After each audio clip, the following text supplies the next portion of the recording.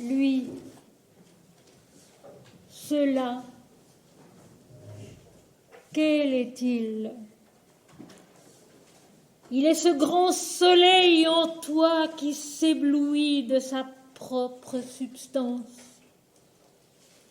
Il est cette conscience en laquelle tu t'échappes et à qui rien n'échappe. Il est la loi de qui la soumission est la fille bien-aimée. Il est ce monde et au-delà qui l'enveloppe et qu'il pénètre. Très loin, très au-dessus de toutes les rumeurs de ta pensée, il est un moment sacré où tu pénètres tout à coup dans l'infini. Un soulagement, une épreuve suprême de paix et d'abandon où tu redeviens tout à coup la présence éternelle. Tel il est, lui, cela qui ne se nomme pas et qui prête à chacun, à chaque terre, à chaque aurore, un peu du nom qu'il n'a jamais porté. Lui, cela, quel est-il? Il est ce grand soleil en toi qui s'éblouit de sa propre substance. Il est cette conscience en laquelle tu t'échappes et à qui rien n'échappe. Il est la loi de qui la soumission est la fille bien-aimée. Il est ce monde et au-delà qui l'enveloppe et qu'il pénètre. Très loin, très au-dessus de toutes les rumeurs de ta pensée, il est un moment sacré où tu pénètres tout à coup dans l'infini. Un soulagement, une épreuve suprême de paix et d'abandon où tu redeviens tout à coup la présence éternelle. Tel il est, lui, cela, qui ne se nomme pas et qui prête à chacun, à chaque terre, à chaque aurore, un peu du nom qu'il n'a jamais porté. Et ça, c'est notre chapitre 22 de l'Apocalypse. Encore une phrase de l'exégèse spirituelle de la Bible, page 181. Dans la vision de la piété qui s'efforce à la rencontre de la grâce, où l'invisible se communique au visible, où l'infini coule dans le fini, où l'absolu s'accomplit dans la relativité, il est une intelligence supérieure, sensible au langage, qui n'est pas mathématique, qui ne s'établit point sur des chiffres, des noms, des poids ou des mesures, mais qui jaillit d'une profondeur insoupçonnée de notre être. Un élan secret donne une direction nouvelle à notre démarche, à nos pensées, un départ vers cet inconnu au-dedans de nous-mêmes que seul connaît Dieu.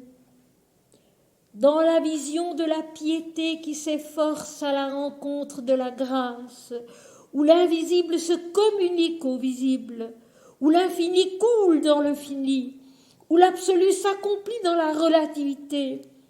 Il est une intelligence supérieure sensible au langage qui n'est pas mathématique, qui ne s'établit point sur des chiffres, des noms, des poids ou des mesures, mais qui jaillit d'une profondeur insoupçonnée de notre être. Un élan secret donne une direction nouvelle à notre démarche, à nos pensées, un départ vers cet inconnu au-dedans de nous-mêmes que seul connaît Dieu.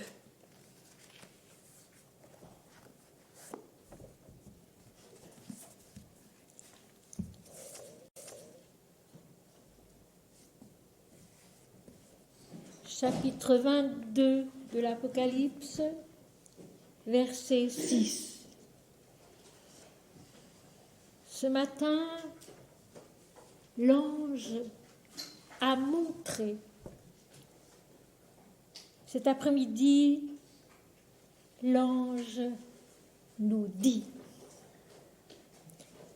Ce matin, l'ange, la lumière de l'esprit en nous, a montré l'apparition. Maintenant, l'ange nous dit, et il me dit. Et toujours, au travers de toute la Bible, au travers de tous les textes sacrés, au travers de toute l'Apocalypse, il y a ces deux éléments indissociables, voir et entendre. Voir et comprendre. Et c'est toujours l'ange, c'est-à-dire la lumière de l'esprit qui donne la vision, et puis l'ange encore, c'est-à-dire la lumière de l'esprit qui donne la parole, l'explication, la compréhension. Tout ce que l'homme y ajoute vient du malin, a dit Jésus. Tout ce que l'homme y ajoute vient du malin, a dit Jésus. La lumière de l'esprit, l'ange, le messager divin, montre. La lumière de l'esprit, l'ange, le messager divin, dit. Et il dit maintenant ceci. Ces paroles sont certaines et véritables. Et le Seigneur, le Dieu des esprits des prophètes, a envoyé son ange pour montrer à ses serviteurs les choses qui doivent arriver bientôt. Et au verset suivant, tout de suite, les choses qui doivent arriver bientôt, c'est ceci, verset 7. Et voici, je viens. Et voici, je viens. Je viens bientôt. Heureux celui qui garde les paroles de la prophétie de ce livre. Le résultat de la vision, le résultat de la purification intérieure qui a été si longue, si difficile, c'est simplement ceci, je viens. Le Seigneur vient, il descend en nous d'une manière ou d'une autre. Il se fait connaître, il se révèle soi-même. Ces paroles sont certaines et véritables. Elles viennent du haut de Dieu. Elles viennent du fond de l'esprit en nous-mêmes. Elles sont vraies. Donc, elles amènent avec elles le silence de l'esprit, la certitude de l'esprit, la joie de l'esprit. Dieu. Ces paroles sont certaines et véritables. Et il ajoute, l'ange de l'esprit, la lumière de l'esprit ajoute, et le Seigneur, le Dieu des esprits des prophètes, donc l'ancien et le présent et l'éternel. L'ancien, le souvenir des prophètes, de ceux qui parlent au nom de Dieu, parce que prophémie en grec veut dire parler au nom de Dieu surtout, et non pas annoncer des choses à venir. Et le Dieu des esprits des prophètes. Donc le Dieu, le même, l'ancien, l'éternel, qui a instruit les prophètes diriger Israël, diriger l'humanité, qui la dirige toujours, ce Dieu-là, le Dieu de l'esprit des prophètes, qui est un et toujours le même, toujours la même inspiration, toujours la même instruction, toujours la même direction.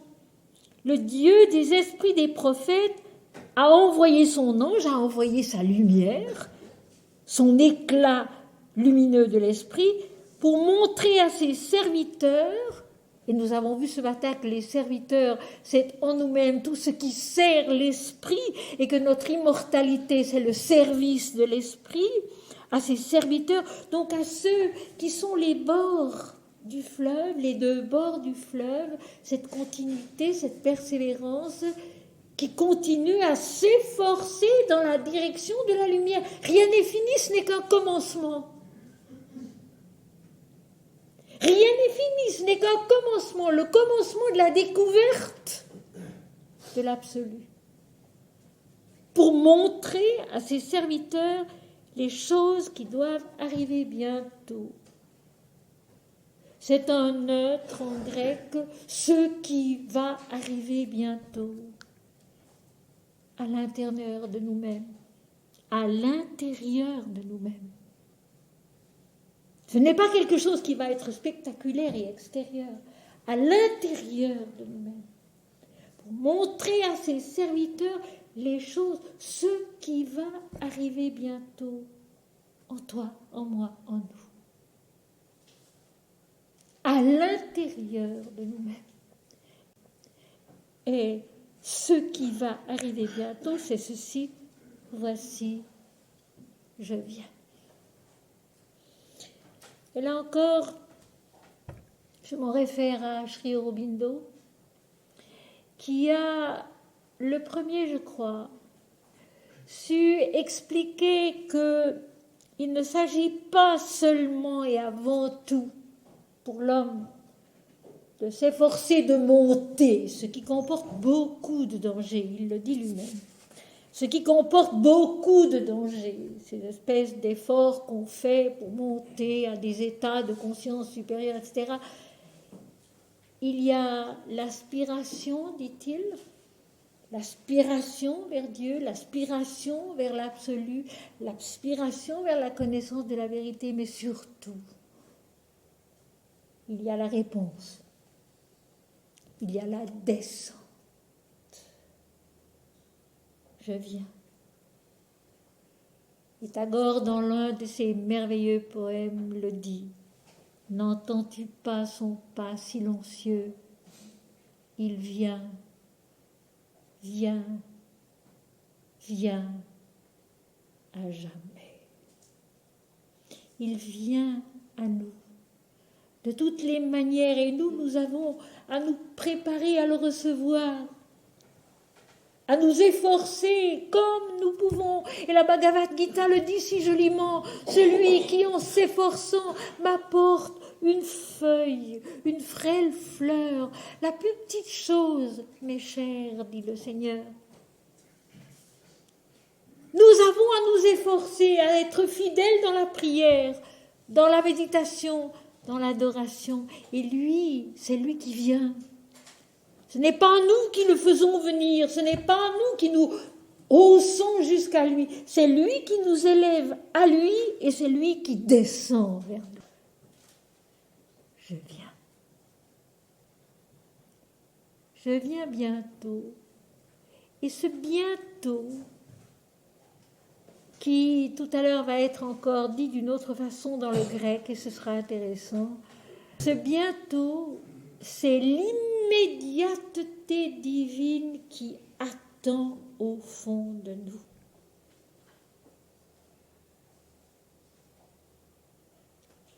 Ce bientôt, c'est ici, maintenant, tout de suite.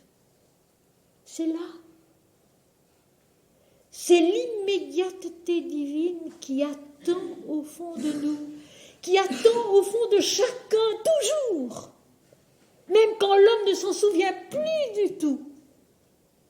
Cette immédiateté de la révélation divine, elle est là, elle attend en nous. bientôt. Je suis là, je t'attends et je viens. Je suis là, je t'attends et je viens. Et il faut se rappeler les paroles de l'ange. Ces paroles sont certaines et véritables. Elles viennent de Dieu. Elles ne viennent pas de notre imagination exaltée. Elles ne viennent pas d'un effort exceptionnel pour atteindre je ne sais quel état de conscience. Personnellement, je n'ai jamais rien cherché du tout. Je n'ai jamais rien voulu du tout. J'ai seulement aimé Dieu. Et c'était probablement une très grande grâce, cela. J'ai seulement aimé Dieu. Je n'ai rien cherché du tout, je n'ai rien voulu du tout, je n'ai rien demandé du tout, c'est venu. Venu parce que c'est là. Venu parce que toute la vie est Christ, parce que toute la vie est Dieu, parce que toute la vie est la mère divine. Que c'est en nous. Et que nous sommes bien heureux quand nous nous en souvenons. Voilà pourquoi les textes sacrés sont tellement, je dirais, irremplaçables. On les remplace par toutes sortes de choses aujourd'hui, par toutes sortes de livres et d'écrits. C'est malheureux. Les textes sacrés sont irremplaçables. Ils disent du haut de l'esprit ce qui est, ce dont l'homme doit se souvenir, ce à quoi il doit naître, ce en quoi il doit grandir. Voici, je viens bientôt. Heureux celui qui garde les paroles de la prophétie de ce livre. Heureux celui qui garde. Heureux celui qui se souvient des paroles de la prophétie de ce livre. Et cette prophétie, ce n'est pas annoncer l'avenir, c'est révéler le présent éternel. C'est révéler le présent éternel, l'immuable, l'immédiat qui nous attend au fond de nous-mêmes. Et puis maintenant, j'ai, pour la première fois, découvert un développement inattendu à cette simple phrase « Heureux celui qui garde les paroles de la prophétie de ce livre ». Donc, celui qui garde en lui non pas l'annonce des événements futurs, mais la révélation de la réalité divine absolue, constante en nous-mêmes. Et quand, dans les évangiles, dans l'Apocalypse en particulier, il y a ce verbe « garder ». Il faut se souvenir de la Vierge Marie. Il faut se souvenir de la Vierge Marie, qui dans la nuit de Noël gardait toutes ces choses dans son cœur et les repassait dans son cœur. Alors bien sûr, j'ai eu l'idée d'aller chercher dans le texte de Noël les verbes grecs, le texte grec. Et j'ai découvert des choses admirables que je vais vous dire et vous lire parce que c'est un peu trop complexe, trop compliqué pour que j'ai pu tout retenir. Mais les verbes employés, les mots employés, leur signification et ce qu'ils nous apprennent sur ce verbe « garder ». Ce que c'est que garder les paroles de la prophétie, les paroles de la révélation de la vérité divine en nous-mêmes. Lorsqu'il s'agit dans la Bible de garder les paroles ou la parole, il faut toujours se souvenir de la Vierge Marie. Dans la nuit de Noël, Marie gardait toutes ces choses et les repassait dans son cœur. Ceci, c'est Évangile selon saint Luc au chapitre 2, verset 19. La signification des mots grecs employés revêt ici une grande importance. Sunéterei de Suniemi et Sunbalousa de Sunballo. Tout d'abord, sun veut dire ensemble, tous ensemble, avec, en même temps. Donc nous voilà sur le chemin de l'unité. Donc sun veut dire ensemble, tous ensemble, avec, en même temps. Suniemi veut dire lancer ensemble, rapprocher par la pensée, faire attention à écouter, comprendre, se rendre compte. Donc il y a tout un travail dans ce garder. Il s'agit de réunir, de rassembler, de naître à l'unité, de faire la synthèse si vous voulez, et puis ensuite de rapprocher par la pensée, de comprendre, de se rendre compte. Ballon signifie lancer, donc ici lancer avec et ensemble, et aussi se mettre dans l'esprit. Et aussi se mettre dans l'esprit pour le vivre, pour s'en souvenir, pour s'éclairer, se mettre dans l'esprit. Il y a tout un travail d'approfondissement et de compréhension, non pas seulement un souvenir ému. La Vierge Marie, c'est la Vierge Marie. C'est la conscience incarnée, pure de tout égoïsme et de tout orgueil, qui est capable de concevoir Dieu et de le transmettre au monde. Ça, c'est sûr. Mais quand elle garde ses paroles, quand elle garde toutes ces choses dans son cœur et qu'elle les repasse en elle, elle s'applique à un travail de rassemblement, de compréhension, de marche vers l'unité. Ce n'est pas avant tout un souvenir ému, c'est un travail de naissance à Dieu, encore une fois. Elle a donné naissance à Dieu sur la terre, mais elle continue elle-même, en elle-même, à faire un travail de naissance à Dieu. Et ça, c'est important, mes amis, parce que c'est vrai que ce n'est jamais fini. C'est vrai que ce n'est jamais fini. On a beau avoir vécu des naissances intérieures extraordinaires, des révélations intérieures extraordinaires, ce n'est jamais fini. Et on le sent et on le sait. C'est une ouverture, un début, un commencement vers l'immensité de la vérité. Et je le répète, tout ce travail que j'ai fait depuis maintenant 24 ans ou plus sur l'Apocalypse, ce n'est qu'un commencement. Ce n'est qu'une porte que j'ai essayé d'ouvrir, à partir de quoi on pourra continuer à faire le travail. Et je répète, l'humanité était arrivée au moment où ça pouvait être fait, où ça pouvait être dit, où ça pourra être vécu, autrement que jusqu'à présent. Garder dans son cœur, c'est rassembler, c'est être attentif, c'est comprendre, c'est aller vers l'unité, c'est se mettre dans l'esprit, c'est vivre avec ces choses qui sont arrivées, qui sont merveilleuses, Noël, Dieu en l'homme, Dieu révélé en l'homme, pour aller plus loin. Pour aller plus loin. Nous avons tellement tendance à nous asseoir et à nous reposer en disant c'est très bien, c'est fini, c'est très bien comme ça, un point c'est tout. Non! On dit dans l'Inde que le yogin médite jour et nuit, qu'il est toujours attentif, qu'il n'est jamais endormi. C'est vrai. C'est ça. C'est ça. Et qu'est-ce qui permet un effort de cette envergure? C'est l'amour. C'est l'amour seulement.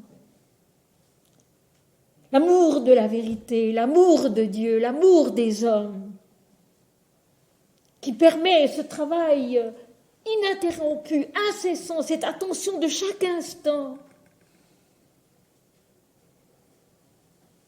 Il faut garder les paroles de la prophétie comme Marie gardait les événements de la nuit de Noël et les repassait dans son cœur. Non pas un souvenir ému, mais un travail, une prise de conscience, une croissance toujours plus belle, toujours plus haute. Lorsque Marie garde ces choses, elle les lance en elle-même. Ceci est dans les multiples significations du terme grec. Elle les intériorise, les rapproche par sa pensée, les écoute et y fait attention. Ton sunéton, c'est l'intelligence. Donc comprendre. Et l'adjectif sunétos veut dire intelligent, avisé, prudent. La véritable intelligence spirituelle, elle est prudente. Elle sait se taire longtemps. Elle sait se taire longtemps. Attendre le moment juste, ce mot-là est dans la Bible. Il y a un moment pour toute chose. Elle sait attendre longtemps.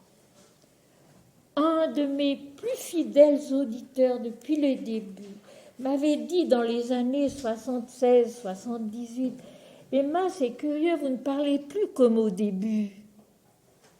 Peu à peu, vous devenez plus libre, plus expansive. » Et je lui ai répondu quelque chose qui l'a fait beaucoup rire. J'ai dit, mais mon cher ami, au début, j'étais très prudente. Je me faisais une liste de ce que je ne voulais pas dire. Parce que si j'avais tout de suite dit ce que je voulais dire, on ne m'aurait d'abord pas comprise et je n'aurais jamais pu le dire. Tandis qu'en suivant bien ma liste, où j'avais dit attention, pas ça, pas ça, pas ça, pas ça, et elle était longue la liste. Très longtemps, je m'y suis tenue, pendant en tout cas 6 ou 7 ans. Et puis tout doucement, les ailes se sont ouvertes et la parole s'est libérée, selon la volonté du Seigneur certainement. Et vous voyez qu'ici, l'intelligence de Marie, l'intelligence supérieure donc, d'une conscience libérée d'égoïsme et d'orgueil, c'est être intelligent, avisé, prudent. Toujours avec l'idée de rassemblement, donc de réunion, d'unité. Voir, entendre et comprendre dans la plénitude de toutes ces choses. Sunbalo, le second terme, donc les repasser dans son cœur, traduit par repasser dans son cœur, signifie lancer en soi-même ensemble, c'est-à-dire intérioriser, garder en soi, se mettre dans l'esprit, donc retenir, l'un des mots clés des hymnes védiques, retenir dans son esprit la vérité divine. Ça, les hymnes védiques le répètent toujours. Retenir dans sa pensée, retenir avec sa pensée, pour ne jamais lâcher le peu de vérité comprise. Tout ceci se trouve puissamment réuni dans notre verset 7 du chapitre 22 de l'Apocalypse, qui est le secret fondamental de la révélation divine. Heureux celui qui garde les paroles de la prophétie de ce livre. Makarios, heureux, bienheureux, Théréo, avoir la garde de veiller sur, observer, pratiquer, conserver, garder la paix, garder un engagement, célébrer. Vous vous rendez compte toutes ces significations? Toutes ces significations qui sont des moyens de mettre en pratique, des moyens de vivre, se garder, avoir la garde de. Donc nous avons la responsabilité de cette révélation qui nous est faite. Nous en avons la garde. Veiller sur, observer, pratiquer, conserver, garder la paix. C'est dans le verbe. Garder un engagement, célébrer une fête. Ici encore, la mémoire est la moindre partie de la béatitude qui observe et pratique les paroles venues de l'esprit. Je répète parce que c'est important. Ici encore, la mémoire est la moindre partie de la béatitude qui observe et pratique les paroles venues de l'esprit. Le livre, en grec hebiblos, est l'unique et le sacré, le Verbe du Seigneur. Garder ces paroles, c'est les vivre, les faire siennes, devenir leur enseignement et leur félicité, tout ce qu'elles expriment et donnent à l'humanité de tous les temps, afin de l'éclairer, de la conduire et de l'accomplir dans leur vérité. Il s'agit d'un état actif et non passif. Mais un état actif intérieur, non pas des activités extérieures avant tout. Ça viendra, mais ça viendra quand ce sera le moment. Dans l'Inde, on dit on ne peut parler d'une chose que lorsqu'on l'a entièrement dépassée. C'est vrai. Ce n'est pas pendant que ça grandit en nous qu'on peut parler de ces choses-là. Il faut qu'elles aient été digérées, vécues, comprises et dépassées. Il s'agit d'un état actif et non passif, d'une acceptation que la volonté de l'amour transforme en réalité incarnée, en travaux bénéfiques, et que la franchise de la piété, la pureté de l'adoration enfantent à la lumière de la connaissance divine. L'immensité révélatrice contenue dans ce verset 7 de l'Apocalypse, chapitre 22, mérite une méditation séculaire, une progression de l'univers dans le cheminement de la grâce. Le but de la fidélité à la parole est notre naissance bienheureuse au divin. Je relis cette dernière phrase qui est importante. Il s'agit donc d'un état actif mais intérieur, quand tout a été intériorisé, et non passif, d'une acceptation que la volonté de l'amour transforme en réalité incarnée, en travaux bénéfiques, que la franchise de la piété, la pureté de l'adoration enfantent à la lumière de la connaissance divine. L'immensité révélatrice contenue dans ce verset mérite une méditation séculaire, une progression de l'univers dans le cheminement de la grâce. Le but de la fidélité à la parole est notre naissance bienheureuse au divin.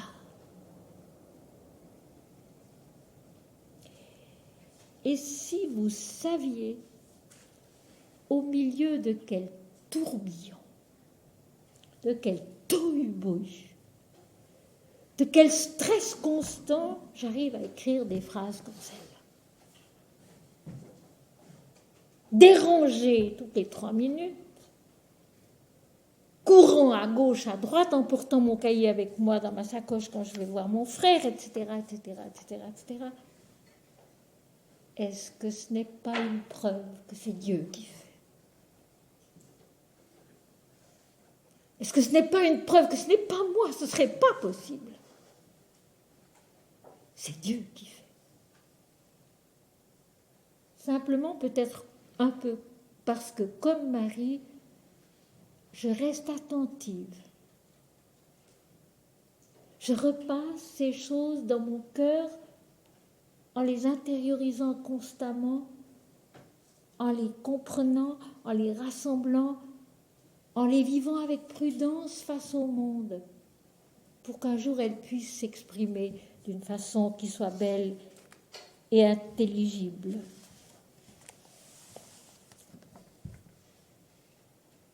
Il est rare que je me réfère, vous le savez, à ce que j'ai écrit, mais là, il y a des choses tellement importantes que je voulais être sûre que je vous les dise aussi bien qu'elles étaient venues dans l'inspiration qui les a écrites.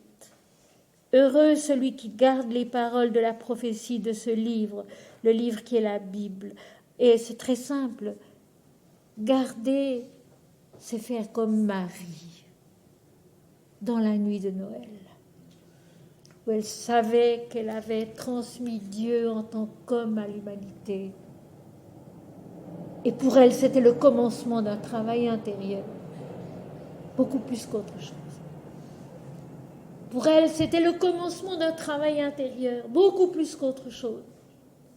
Pour nous, aujourd'hui, c'est aussi le commencement d'un travail intérieur. Ce matin, j'ai comparé les 9 années de l'Apocalypse ici à Paris à une grossesse. Nous arrivons à un enfantement aujourd'hui.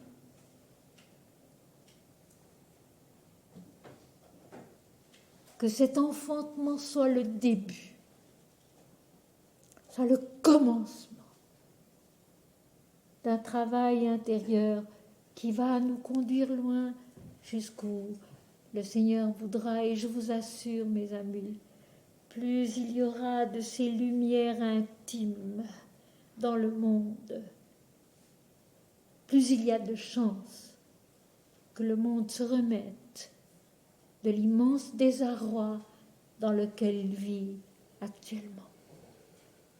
Il faut ces lumières intérieures, ces cœurs qui gardent comme Marie gardait le mystère de la nuit de Noël, pour qu'ils puissent grandir en connaissance, en esprit et en vérité, en elles-mêmes, mais parmi les hommes.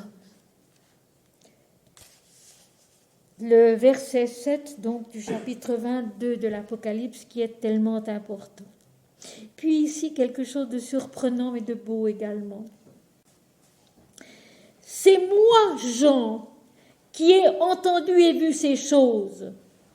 Et quand j'eus entendu et vu, je tombais aux pieds de l'ange qui me les montrait pour l'adorer. C'est moi, Jean. Parole un peu surprenante dans le tout du texte, mais qui a une grande importance. À ce moment-là, Jean, il est le témoin. Il est celui qui voit, qui entend, qui vit, probablement très peu de temps, secrètement, sans que rien se voie à l'extérieur de lui-même. Et maintenant, il atteste, c'est moi, Jean. Et par là, il nous apprend quelque chose d'immense. La valeur indestructible et le rôle du moi individuel. La valeur et le rôle du moi individuel, qui, lorsqu'il est purifié de tout égoïsme, de tout orgueil, redevient l'agent originel de la révélation. Parce que pour que l'humanité puisse recevoir la révélation, il faut que le mental puisse la lui transmettre. Comme il faut aussi qu'un corps comme celui de Marie puisse lui transmettre l'enfant Jésus. C'est moi, Jean. Donc, moi, un individu, un ego, mais demeuré ou redevenu l'image de Dieu, fidèle au rôle du moi individuel qui est d'adorer Dieu, la piété, l'adoration, la lecture des textes sacrés, la pratique de la parole, qui ait reçu cette révélation pour vous la transmettre. Donc, il nous apprend que notre moi individuel a à être purifié, glorifié en Dieu, et qu'il est l'agent originel de la révélation dans le monde, déjà dans notre propre être, dans le corps. Si cela ne passe pas par l'intelligence mentale, le reste de l'être ne reçoit rien.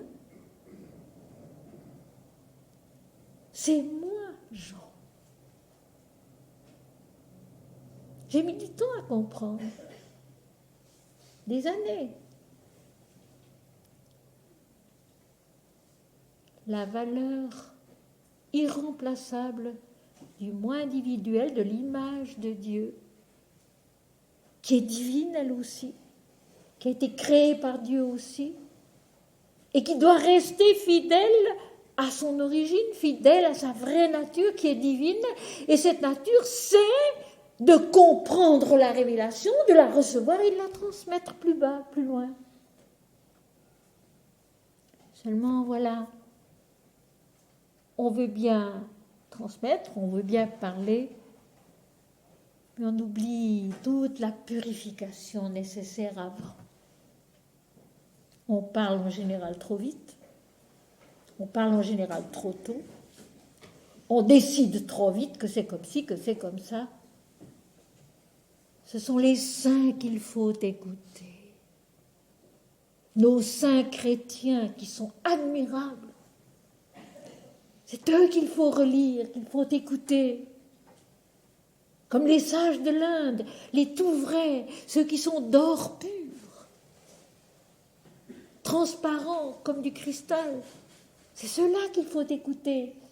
C'est avec eux qu'il faut apprendre à comprendre des textes bibliques aussi compliqués malgré tout que celui-ci, comme sont les hymnes védiques qui ne sont pas simples non plus, les Upanishads ne sont pas simples non plus.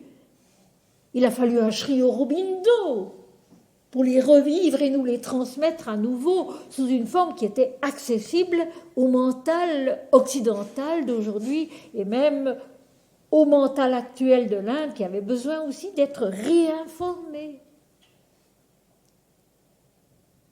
C'est moi, Jean, qui ne suis plus personne, qui suis simplement un égo, image de Dieu, fidèle à son origine, c'est tout. Qui a vu et entendu toutes ces choses, qui les a longuement certainement revécues avant de pouvoir les écrire sur l'ordre de la voix de l'Apocalypse. C'est moi, Jean, qui ai entendu et vu ces choses. Je vous les transmets. Je vous les transmets de la part de Dieu. Et quand j'eus entendu et vu, je tombai aux pieds de l'ange qui me les montrait pour l'adorer. Mais il me dit, garde-toi de le faire. On a déjà vu cette même parole, cette même séquence au chapitre 19, verset 10. Jean, submergé par la vision, s'effondre, se prosterne et veut adorer. Et l'ange lui dit, garde-toi de le faire. Adore Dieu, seulement Dieu.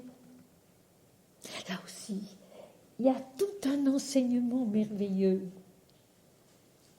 Adorer trop bas. Et quand je dis cela à propos, entrez mon Père, et quand je dis cela, adorer trop bas, en ce moment où nous sommes de l'Apocalypse, où Jean est déjà monté si haut, où il a reçu la vision de l'immortalité, où il a reçu l'explication de la vision, où il a reçu la parole disant « Je viens », garder la parole de la prophétie, et que l'ange l'arrête en lui disant « Garde-toi de m'adorer ».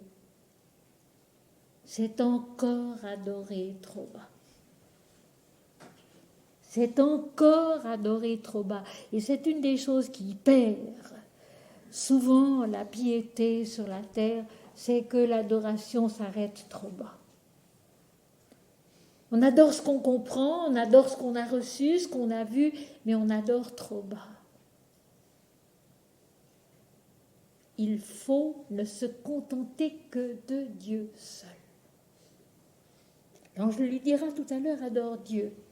Il lui explique, Jean est submergé.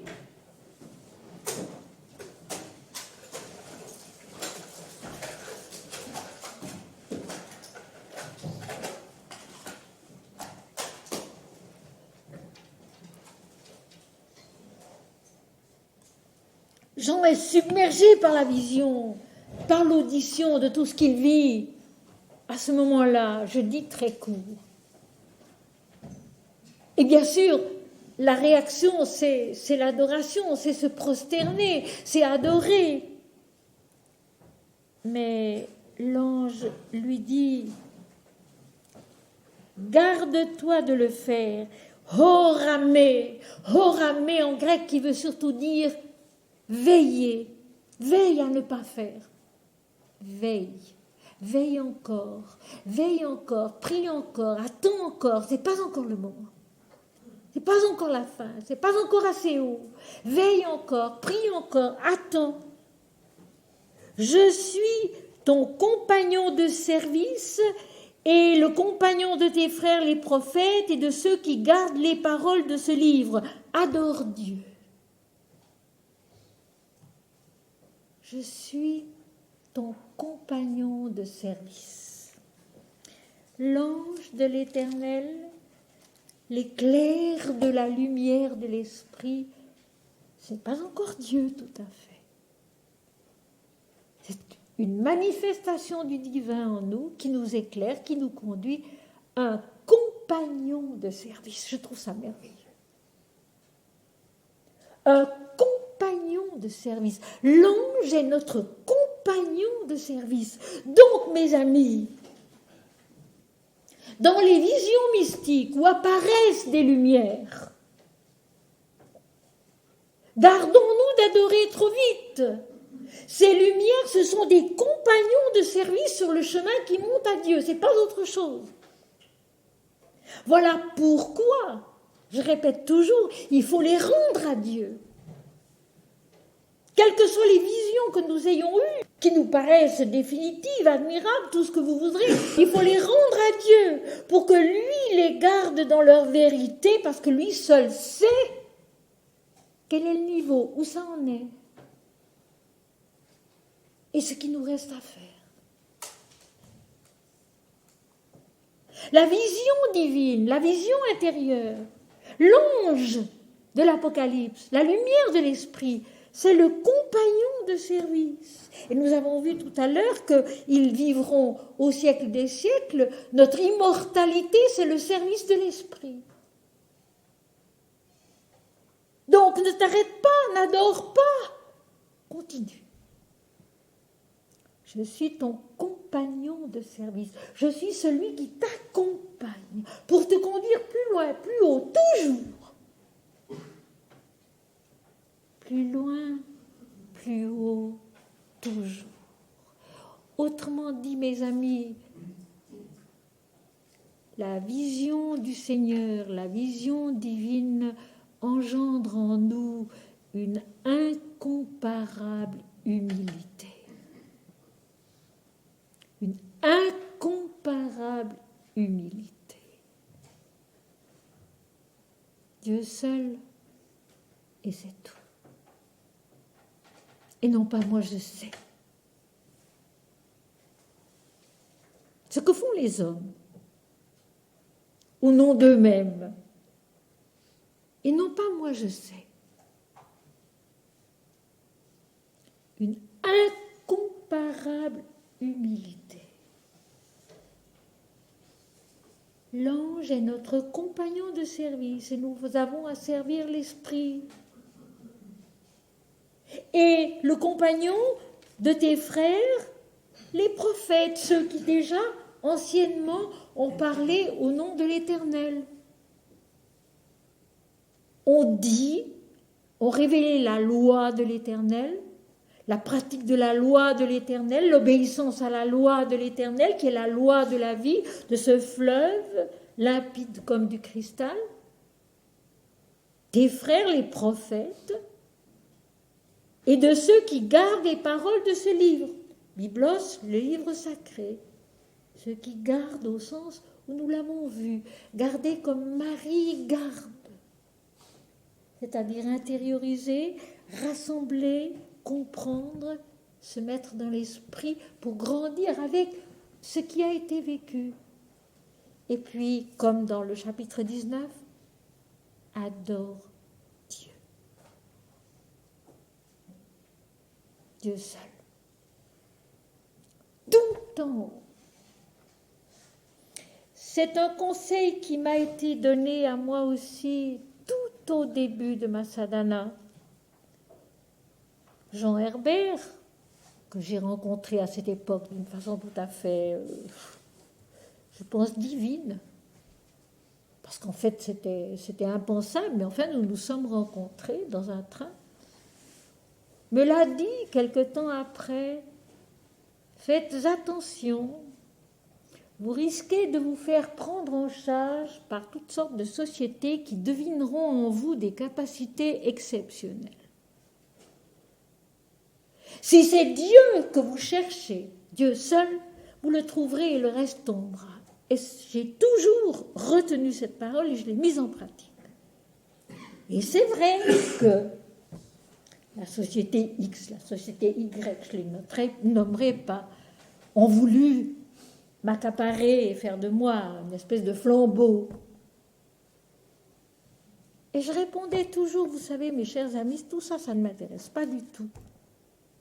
Dieu seul. Et ce qui était curieux, c'est que j'avais l'impression de les piquer avec une aiguille quand je disais ça. C'était comme si tout d'un coup, ils étaient blessés là où ils ne s'attendaient pas, là où ils ne voulaient pas. Et je ne les revoyais pas. Adore Dieu. Je n'avais pas encore lu ça dans l'Apocalypse, je ne le savais pas encore. Adore Dieu. Mais me rappelant le conseil de Jean Herbert, je disais, vous savez, tout ça c'est bien beau, mais moi ça ne m'intéresse pas. Dieu seul. Ça faisait fuir. Qu'est-ce que ça veut dire ça? Dieu seul fait fuir le mensonge, fait fuir l'illusion. C'est la puissance même qui fait fuir Satan. Il ne faut pas l'oublier. Mon Seigneur et mon Dieu, Dieu seul, adore Dieu. Je suis ton compagnon de service. Et le compagnon de service de tes frères les prophètes et de ceux qui gardent les paroles de la prophétie. Or, les paroles de la prophétie, pour le moment, qui est-ce qui les connaissait? Personne. C'est parfaitement illogique, si vous voulez, dans le texte. Mais c'est ça, Dieu. En un seul moment, tout est là. Le passé, le présent, le futur. Les prophètes, toi, Jean, et puis ceux qui vont garder la parole de la prophétie. Je serai leur compagnon de service là aussi. L'ange sera le compagnon de service là aussi, après la prophétie. L'ange, la lumière de l'esprit qui nous guide, qui nous aide, qui nous porte, qui nous dirige dans la bonne direction, la lumière. Mais c'est pas encore le moment de s'arrêter pour adorer. Adore Dieu. Avant de le connaître, avant de pouvoir dire ce qu'est Dieu, mon Seigneur est mon Dieu, mon Seigneur est mon Dieu, mon Seigneur est mon Dieu, et c'est tout. Notre Père qui es aux cieux, que ton nom soit sanctifié, que ton règne vienne, que ta volonté soit faite sur la terre comme au ciel. Dieu.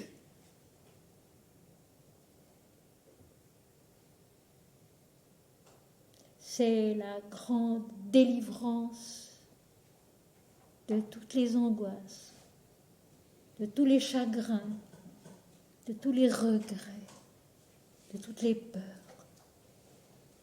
Mon Seigneur et mon Dieu, toi seul, devant toi, je me prosterne. Mais dans le terme grec, il y a face à face, il y a face à toi. Quand Jean veut se prosterner devant l'ange, le mot grec employé il contient le face à face. Donc face à face avec Dieu. Je me prosterne, je t'adore. Je ne pense qu'à toi, mais je ne sais pas que penser de toi, mais je ne pense qu'à toi. Vous savez, quand on aime, on ne se dit pas « j'aime celui-ci ou celle-là parce que ci, parce que ça », etc. On aime, après c'est tout. On se trouve en face d'un être qu'on aime. Mais on ne se demande pas comment il est, pourquoi on l'aime, et quelles sont ses qualités, ses défauts, etc. S'il nous convient, s'il ne nous convient pas. On est face à face et on aime. C'est ça l'amour. Avec Dieu, c'est la même chose.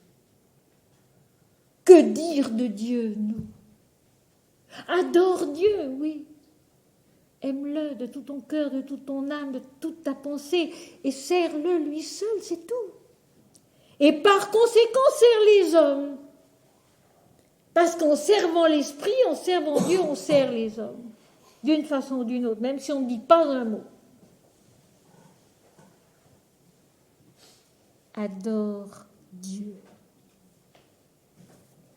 Et je vais continuer avec des choses un peu surprenantes qui vont nous prendre un peu de temps, mais je pense qu'entre aujourd'hui et demain matin, nous terminerons ce magnifique 22e chapitre de l'Apocalypse. Ah, mais je voulais vous dire quelque chose, attendez. Voilà. Ici, adore Dieu. Seigneur, dans l'éternité où tu rayonnes, sans commencement ni fin, issu de soi, immuable en ta plénitude cachée, comme en ta manifestation sacrée, sois la splendeur sereine de l'esprit qui tout conçoit pour chacun et pour tous. Seule réalité de tous les âges, de tous les êtres, insondable merveille et perfection de l'existence, son soleil et son repos tout à la fois, demeure en nous l'amour unique et la foi toute puissante par lesquelles l'univers se reconnaît en toi. Mon Seigneur et mon Dieu, toi seul. Tu m'aimes, Seigneur. La douleur est aussi la joie et tu vis dans mon cœur. Adore Dieu. Seigneur, dans l'éternité où tu rayonnes, sans commencement ni fin, issu de soi, immuable en ta plénitude cachée, comme en ta manifestation sacrée, sois la splendeur sereine de l'esprit qui tout conçoit, pour chacun et pour tous. Seule réalité de tous les âges, de tous les êtres, insondable merveille et perfection de l'existence, son soleil et son repos tout à la fois, demeure en nous l'amour unique et la foi toute puissante par lesquelles l'univers se reconnaît en toi. Mon Seigneur et mon Dieu, toi seul, tu m'aimes, Seigneur. La douleur est aussi la joie et tu vis dans mon cœur. Verset 10. Et il me dit, ne scelle point les paroles de la prophétie de ce livre, car le temps est proche. Le temps est proche. Je viens. L'immédiateté divine se révèle au fond de nous. Donc ne scelle point les paroles de la prophétie de ce livre. Et là aussi, le grec nous apporte des significations qui sont importantes.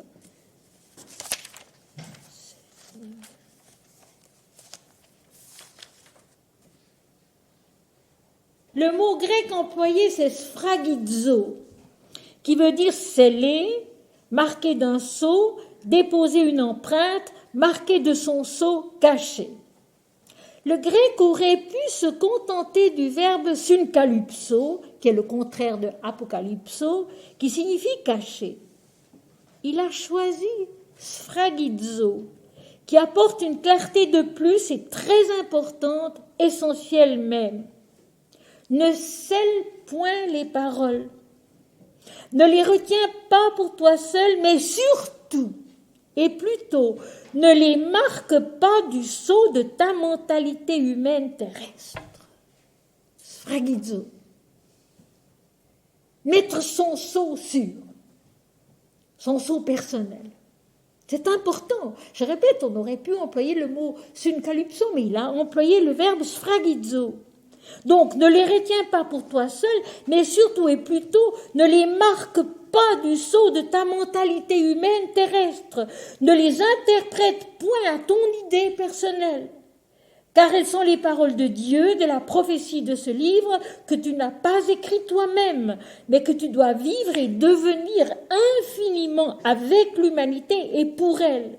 Elles sont la révélation de l'ineffable en chacun, le chemin de l'absolu bienheureux, immémorialement, impersonnellement. Elles sont à tous, elles éveillent chacun à la bénédiction de la vérité. Les mots, les mots avec leur richesse. Ne scelle point.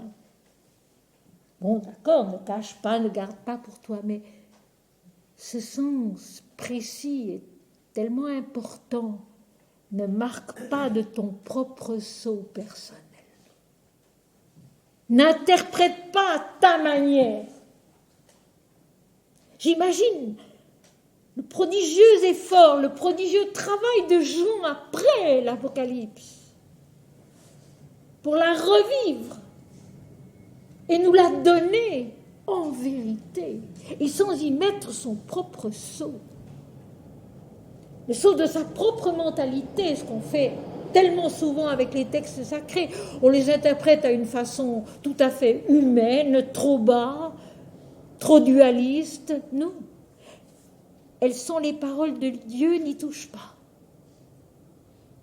On retrouve là Jésus au matin de Pâques qui dit à Marie-Madeleine, ne me touche pas, car je ne suis pas encore montée vers mon Père et votre Père, vers mon Dieu et votre Dieu. La révélation n'est pas encore totalement accomplie, n'y touche pas. Il faut que le mental et le corps humain ne touchent pas à la révélation parce qu'il les déforme. Sfragizo, il y met le sceau de sa mentalité terrestre, humaine. Donc ne les cache point et surtout ne les cache pas sous une interprétation qui est la tienne. C'est difficile.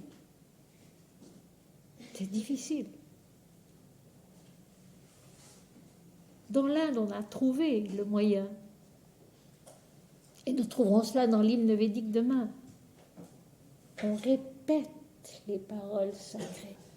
On les répète, on les répète, on les répète, sans rien y ajouter.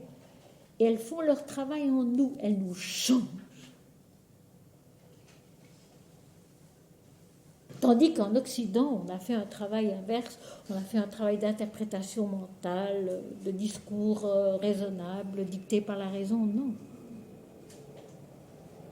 Quand Mahananda Mayi disait, mais je ne dis jamais rien, je ne fais jamais rien sans avoir reçu mon Keyala. Le Keyala de Mahananda Mayi, c'est l'inspiration divine.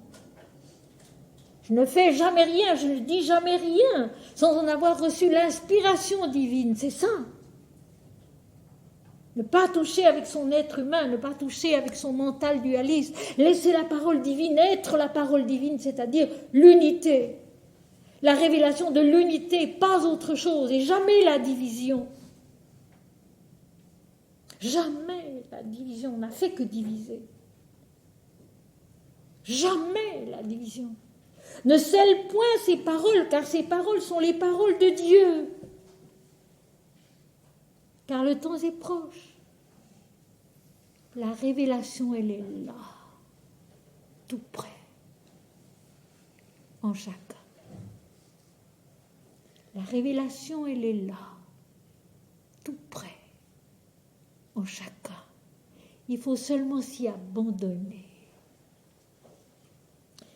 Et maintenant, après tout cet envol, le verset 11 qui va vous surprendre. Comme il m'a surprise, bien sûr, longtemps. Et finalement, l'Inde est venue à mon secours et j'ai compris. Écoutez bien, vous ne vous attendez pas à ce qui va sortir.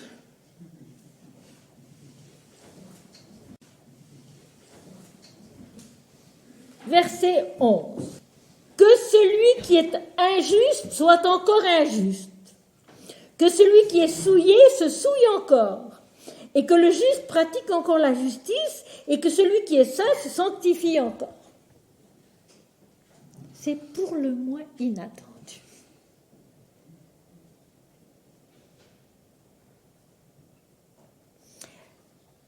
La création, la manifestation divine ne peut être que dualiste. Elle ne peut être que dans la dualité, donc les opposés, les contraires. La vie, la mort, l'agréable, le désagréable, le blanc, le noir, le bien, le mal, etc. Or, la fin de l'Apocalypse, la fin de la révélation, l'illumination, ce n'est pas la fin du monde, comme on le croit toujours. Ce n'est pas la fin du monde, c'est la révélation de ce qui est. De ce qui est sur la terre, dans la création, et de ce qui est dans l'invisible, dans l'absolu qui est le commencement, le devenir et la fin de tout. Alors je vais donner une première explication avec l'aide de l'Inde. C'est celle des 3 gunas, des 3 qualités. Lorsqu'il n'y a pas manifestation du divin dans une création, lorsque c'est un temps où n'existe que la plénitude de l'esprit, la plénitude de l'absolu, les 3 gunas, les 3 qualités sont semblables, égales, et il ne se passe rien. Ces 3 gunas, c'est sattva, la vérité, l'être, c'est raja, la puissance, l'énergie qui va créer un monde et qui agit dans le monde, la raison et la vitalité qui permet de vivre dans un monde créé, et tamas, la paresse, l'inertie.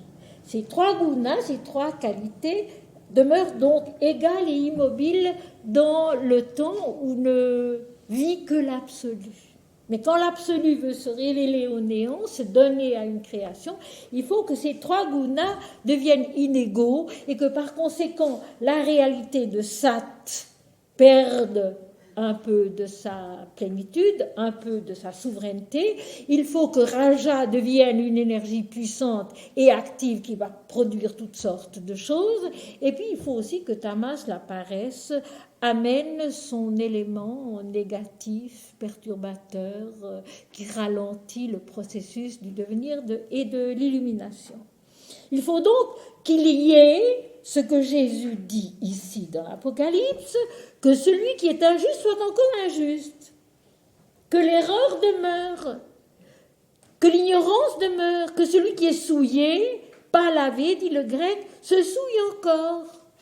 Vous savez qu'au chapitre 3 de l'Apocalypse, verset 4, ceux qui sont dignes de marcher avec Jésus dans la vie éternelle sont vêtus de blanc. Ils sont en vêtements blancs. Et la blancheur, c'est la nature du divin, c'est la nature divine. Donc ici, ceux qui ne sont pas fidèles à leur nature divine, qui sont souillés, qui sont salis, soient encore souillés.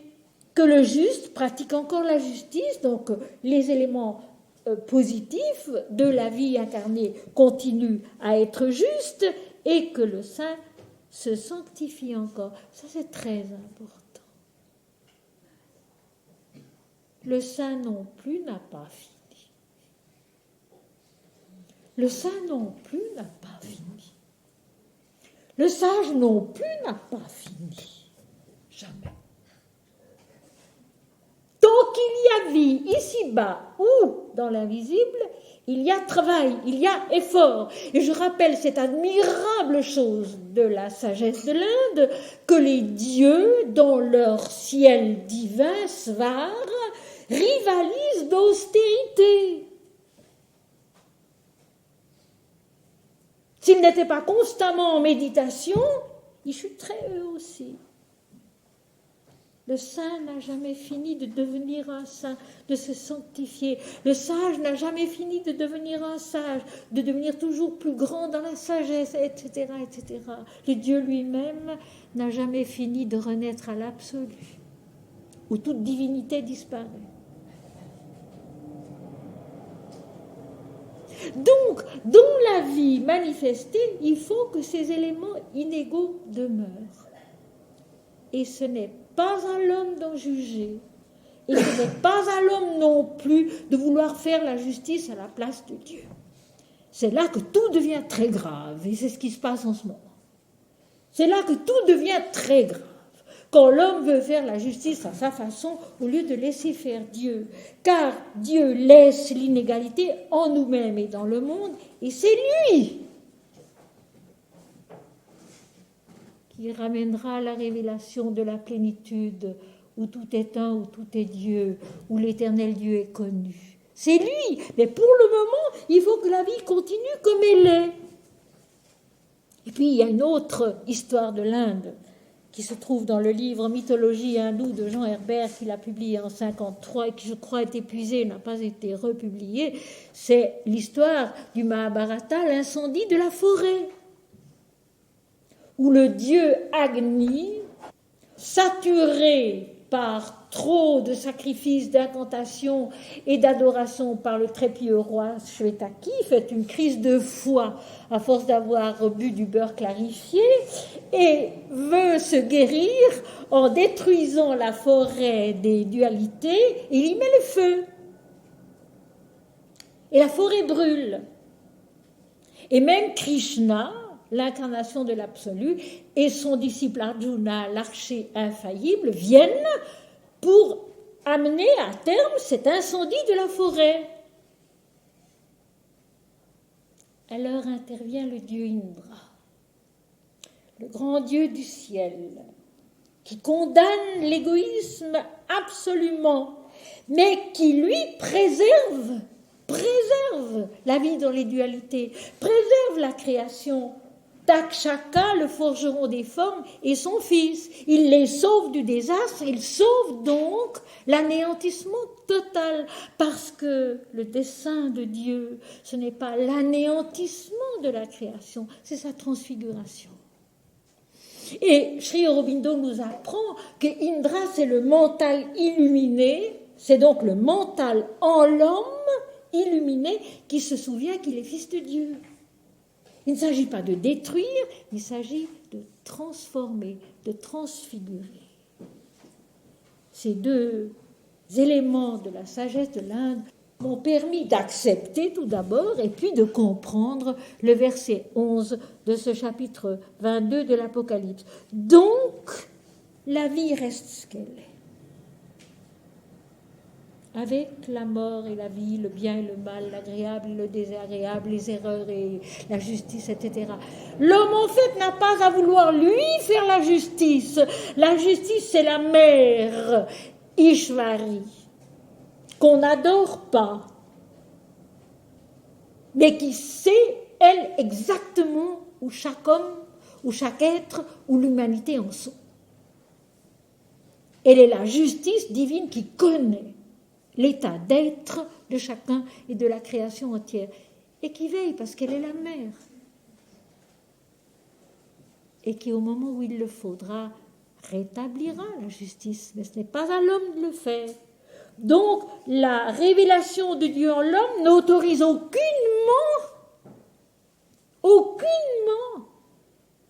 l'homme à venir faire la justice ici-bas, à condamner les uns et à sanctifier les autres. Laissez les choses comme elles sont. D'ailleurs, nous n'y pouvons rien. Les offrir à Dieu, qu'elles soient personnelles ou universelles. Les offrir à Dieu qui fera et qui fait. Voici, je viens bientôt. Je suis là, j'attends, je suis l'immédiateté en chacun, en chaque chose. Je viens bientôt. Et ma rétribution est avec moi pour rendre à chacun selon ce qu'est son œuvre. Et j'ai déjà souvent dit, le jugement de Dieu, c'est ce que nous sommes. Et la venue de Jésus en nous ou dans le monde, c'est de nous montrer ce que nous sommes, où nous en sommes et quel effort nous avons à faire pour continuer. Je viens bientôt pour révéler à chacun ce qu'il est, où il en est et quel effort il a à faire pour continuer.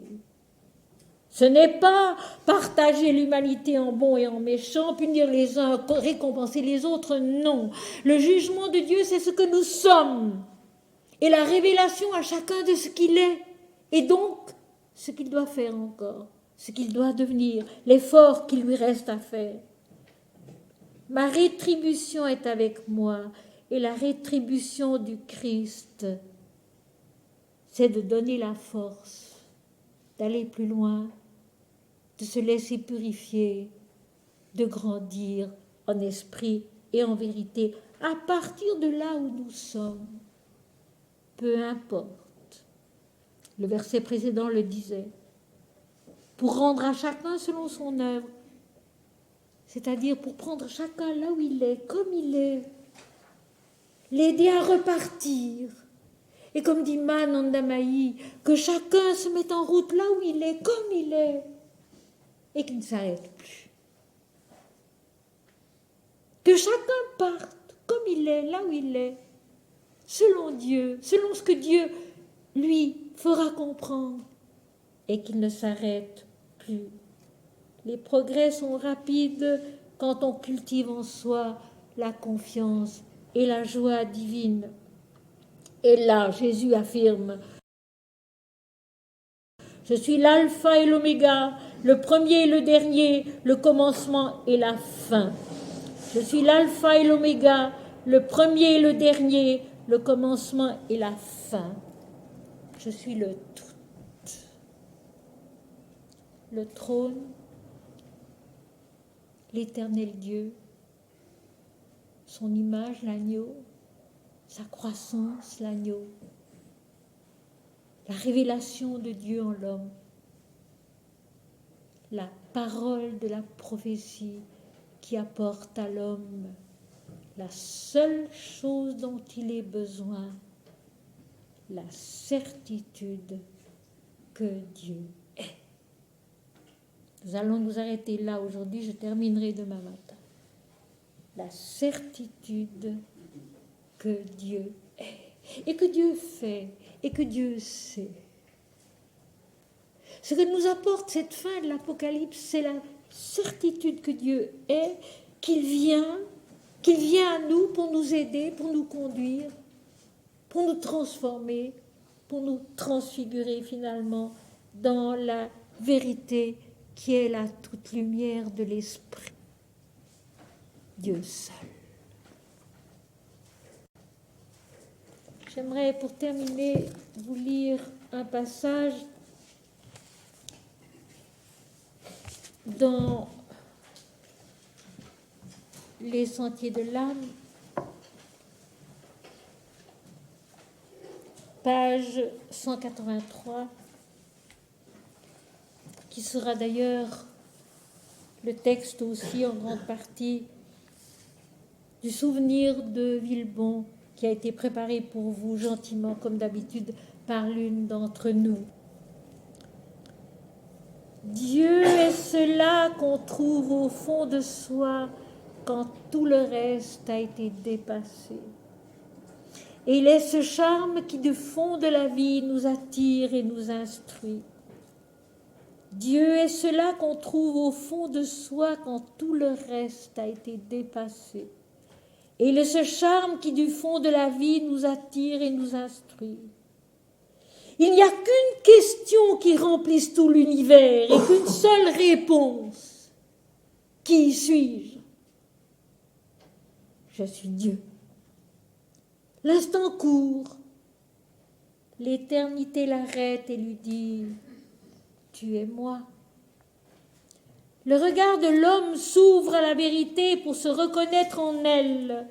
Dieu est l'indivisible, nous en sommes les variations. Le monde entier n'est qu'un seul corps et qu'une seule âme, et sa nature est l'infini. L'horizon de la vie est sans limite, et la flamme qui en jaillit donne sa dimension à l'immensité sans la restreindre. Dieu donne l'être, la croissance, la sagesse. Il révèle sans consumer, car le néant mystique est la lucidité de la plénitude. La colère et la violence sont le langage de la faiblesse. La douceur est la suprême puissance.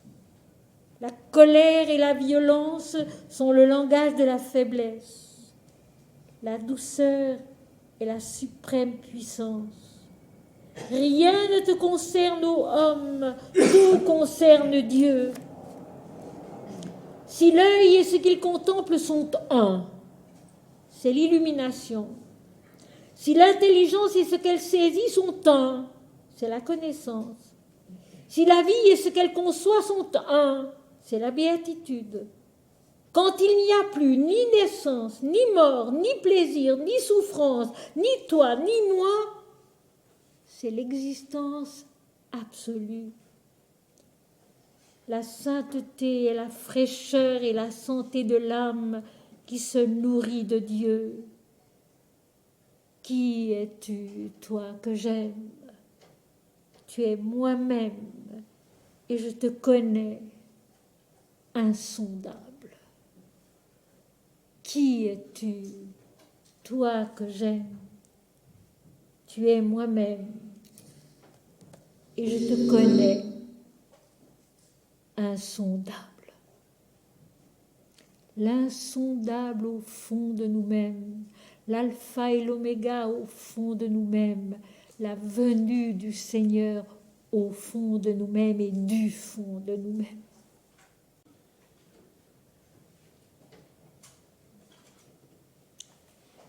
Je suis l'alpha et l'oméga,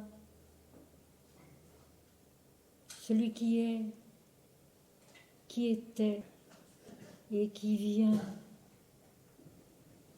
le Tout-Puissant. Et cela, l'Éternel Dieu l'est en chacun de nous, quel que soit notre état apparent. Je suis l'alpha et l'oméga, celui qui est, qui était et qui vient, le Tout-Puissant.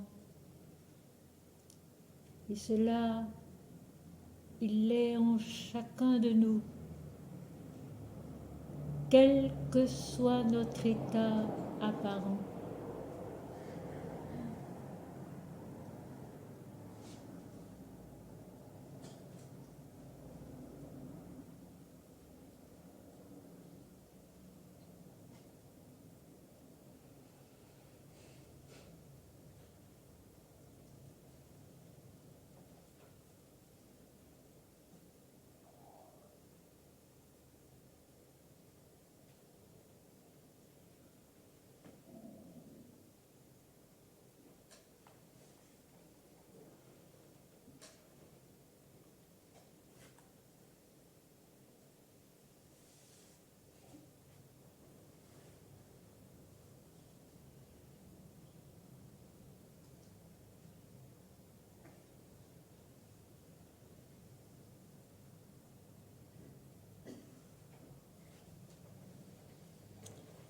Garder la parole et la repasser dans son cœur, comme faisait la Vierge Marie dans la nuit de Noël. L'intérioriser, rassembler les éléments, les comprendre, les prendre ensemble, les vivre et grandir par la parole dans la vérité qui est vaste, immense et infinie.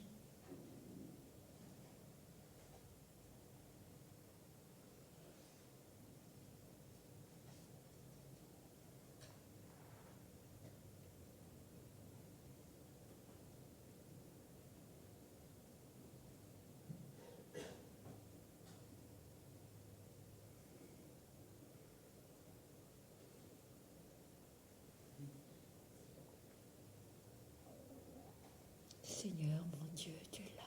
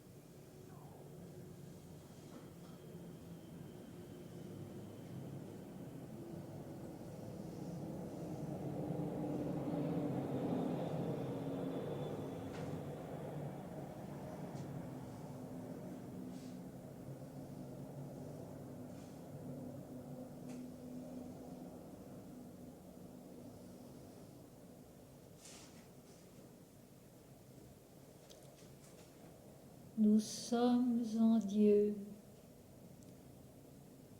Nous vivons en Dieu. Il est là, immédiat, au fond de nous-mêmes et dans toute la vie. La paix soit avec nous. La paix soit en nous. Ne craignez point, dit Jésus. En avant. Toujours en avant. Au bout de l'amour, il y a Dieu.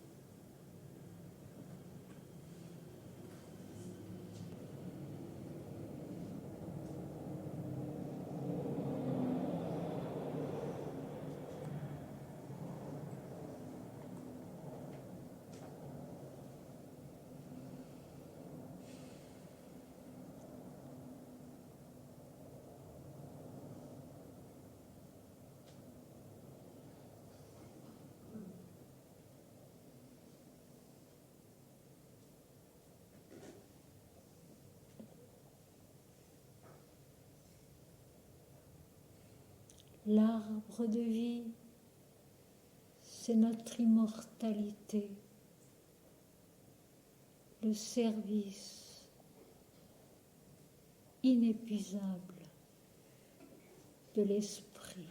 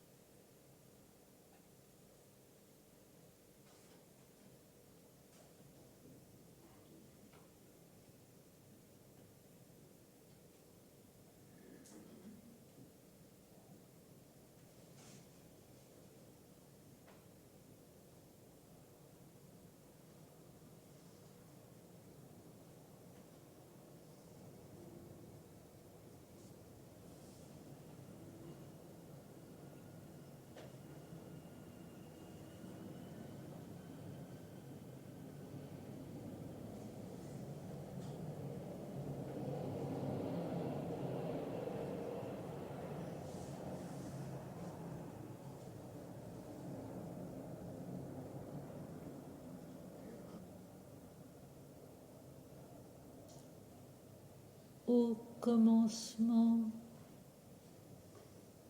Dieu. Tout au long de la croissance, Dieu.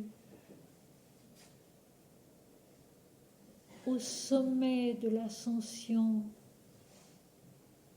Dieu. Et à partir du sommet, l'immensité qui est Dieu.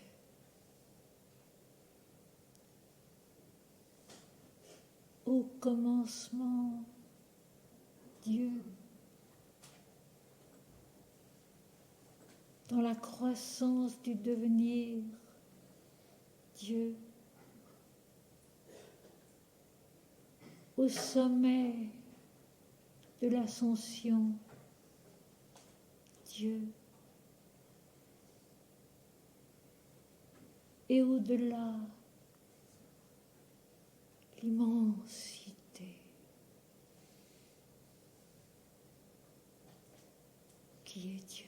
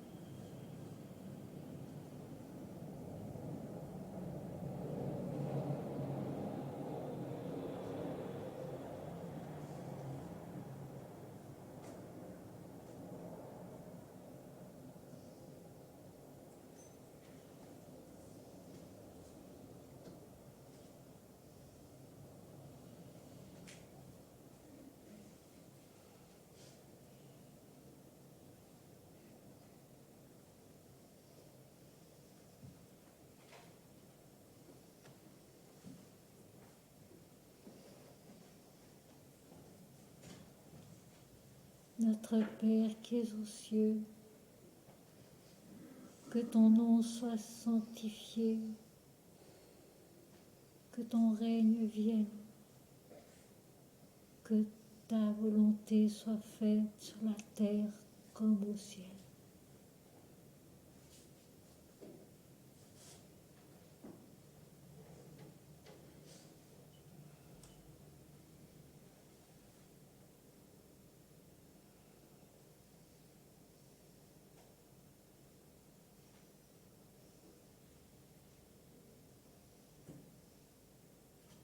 Voici,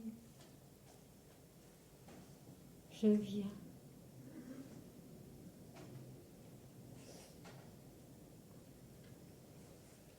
Et je demeure avec vous. Je demeure en chacun de vous.